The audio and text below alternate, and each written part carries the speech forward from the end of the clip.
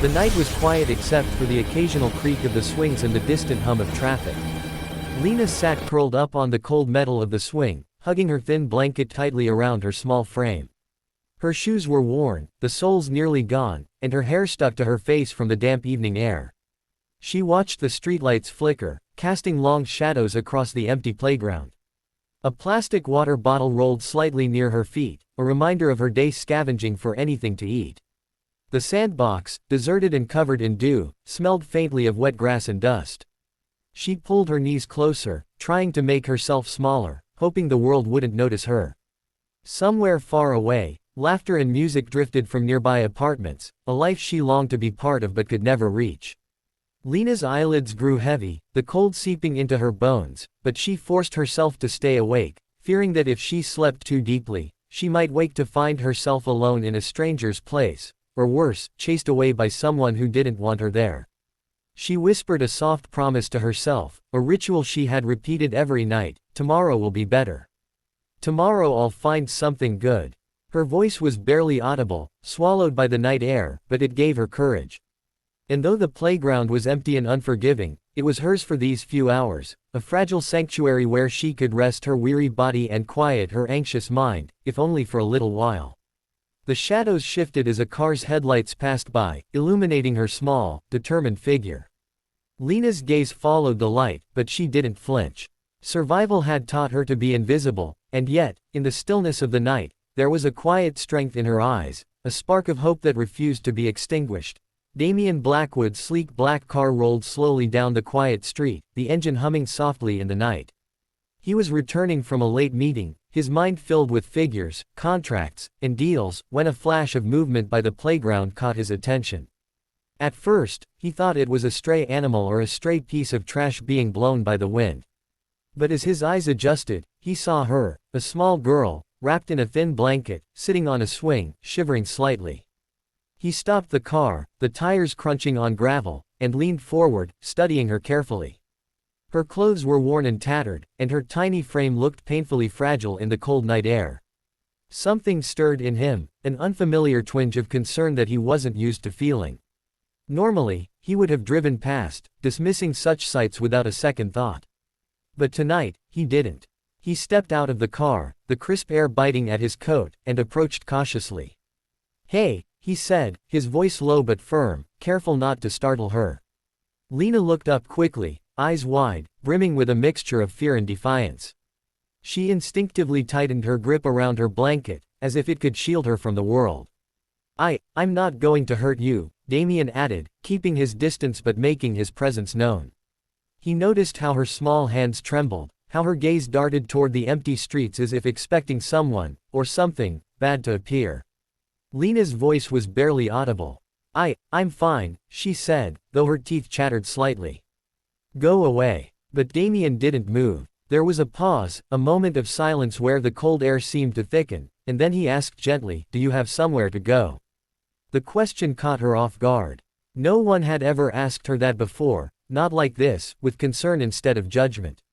She hesitated, the corners of her mouth twitching as if unsure whether to trust him. Finally, she shook her head, her voice trembling. "No, nowhere." Damian crouched slightly, lowering himself to her level without breaking the invisible barrier of space she needed. "Then let's find you somewhere safe for tonight," he said quietly, his tone carrying the weight of authority and calm reassurance. He didn't push, he simply waited, giving her a choice. And in that pause, Lena felt something she hadn't felt in a long time, an offer of help without expectation, without danger. Damian waited patiently on the edge of the swing set, keeping a respectful distance as Lena shifted uncomfortably under her thin blanket.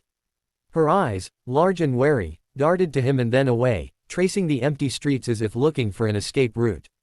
Damian's sharp gaze softened as he noticed the bruises faintly shadowing her small wrists and the way her shoes were nothing more than tattered soles barely clinging to her feet. Why do you sleep here?"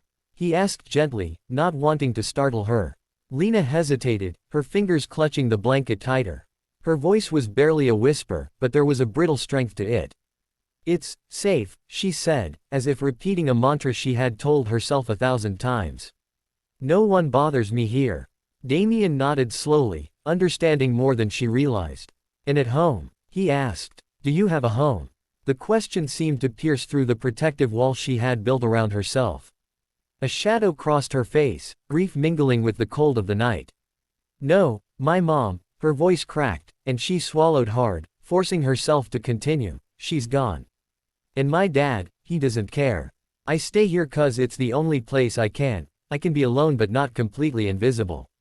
Damien felt an unfamiliar pang of empathy, the kind that didn't belong in his calculated, controlled life. He had always believed wealth and power could solve problems, but nothing had prepared him for the stark reality of a child surviving nights alone, relying on courage and hope rather than protection or comfort. Lena, he said, his voice steady but softer now, you don't have to be invisible anymore. You don't have to face this alone. Her eyes widened, a flicker of disbelief crossing her face. Alone, she whispered, as if the concept itself was foreign. Not alone, he reassured her. I can help. I can make sure you have a place to sleep safely, food, school, everything you need. You don't have to spend another night on this swing. Lena looked down at her small hands, still clutching the blanket, and hesitated. Trust didn't come easily to someone who had survived the streets and the silent cruelty of abandonment. Yet, in Damien's steady presence, in the calm conviction of his words, she felt a faint spark of hope, a fragile seed that maybe, just maybe, someone could care without expecting anything in return. The wind rustled through the playground, carrying with it the faint scent of wet grass and the distant city lights. For the first time in a long while, Lena allowed herself a quiet thought. Maybe tomorrow could be different. Damien led Lena carefully to his car, keeping his voice low and calm so as not to overwhelm her.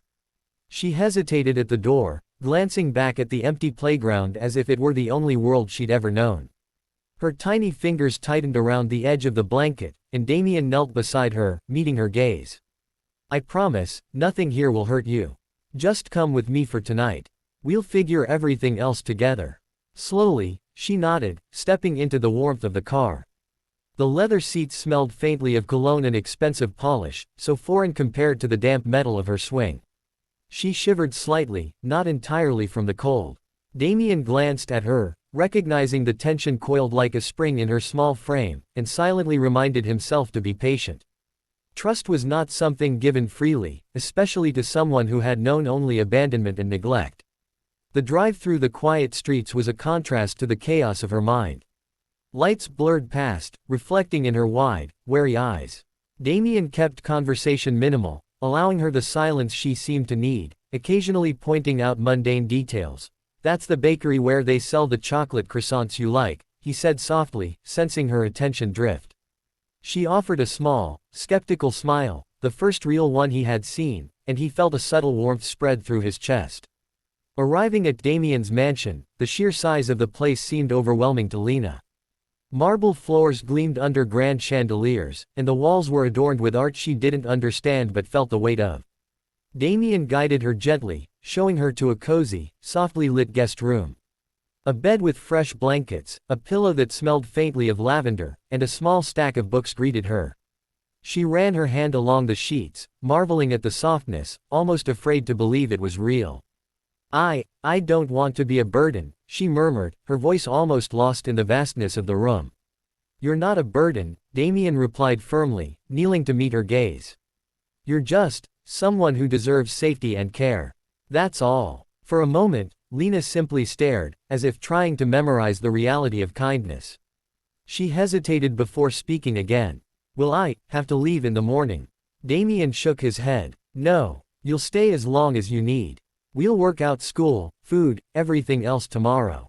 Tonight, just sleep. You've earned it. That night, for the first time in countless weeks, Lena curled up under warm blankets without fear. Outside, the city hummed softly, but inside that room, there was a fragile sense of peace.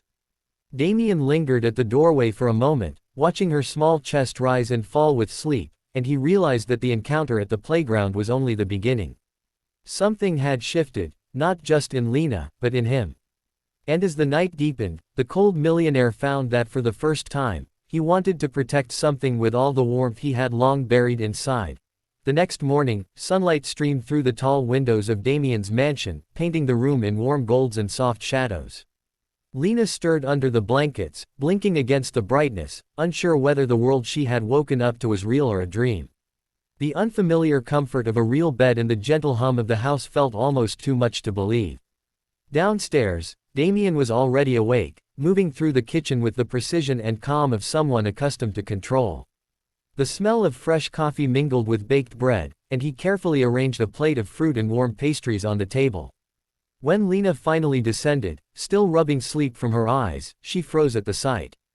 The house was vast, elegant, and immaculate, a world so far removed from the playground that had been her home. "You don't have to be afraid," Damien said softly, noticing her hesitation. "Breakfast is ready. And after that, we can talk about school and everything else." Lena approached the table slowly, her movements tentative. The plate of food seemed almost foreign in its abundance, and she hesitated before picking up a piece of bread. Damien watched her, a mixture of curiosity and concern in his eyes. He had faced countless challenges in business, but navigating the fragile trust of a child was unfamiliar territory. As they ate, he asked gentle questions, her favorite colors, the subjects she liked, even small things about her past. Lena answered cautiously at first, but gradually, the walls she had built began to crumble. She spoke about her mother with soft reverence, about the playground as a place of both safety and loneliness, and about the little dreams she still held onto despite everything. By midday, Damien realized that his life, once defined by contracts and cold efficiency, had shifted in subtle but profound ways. Lena's presence brought warmth into rooms that had long felt empty, laughter into hallways that had only echoed with footsteps and silence. Yet outside, whispers of society's judgment lingered, neighbors who didn't understand, family friends who questioned why a wealthy man would care for a destitute girl. But Damien didn't waver. He understood that what Lena needed most was not just shelter or food, but belief that someone could care for her unconditionally. And as he watched her attempt to draw a small picture of the playground she had left behind, a smile tugged at his lips.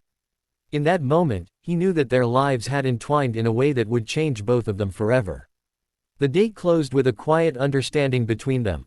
Lena had found a place where she could finally rest, and Damien had discovered a reason to soften the edges of his carefully constructed world.